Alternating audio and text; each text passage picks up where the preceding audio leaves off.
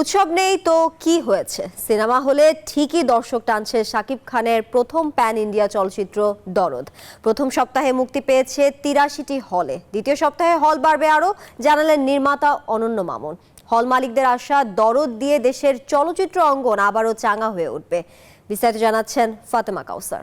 শাকিব খান আসছে, cinema hall কাঁপছে।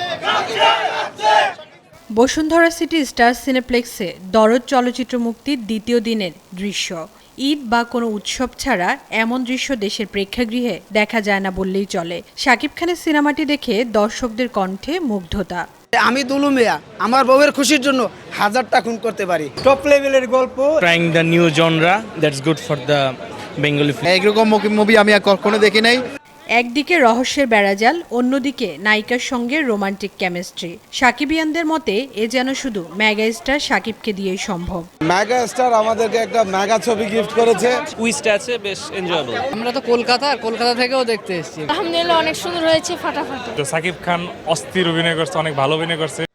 দরদ দিয়ে দীর্ঘদিন ভালো গল্পের বড় বাজেটের সিনেমা মুক্তি না পাওয়ার হতাশাও কিছুটা কেটেছে হল মালিকদের।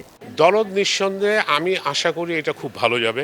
আগামীকালকের টিকিট কিন্তু আমার অলরেডি অনেকগুলো টিকিট সোল্ড আউট হয়ে গেছে। তিনি আনছেন ছবিটা, অনন্য মামুন সাহেব এবং লিপু সাহেব যারাই আনছেন তাদেরকে আমরা সাহসিকতার জন্য আমরা ধন্যবাদ জানাই যে ঈদের বাইরেও আপনারা আসছেন, এর জন্য আপনাদের পাশে হল মালিকরা থাকবে।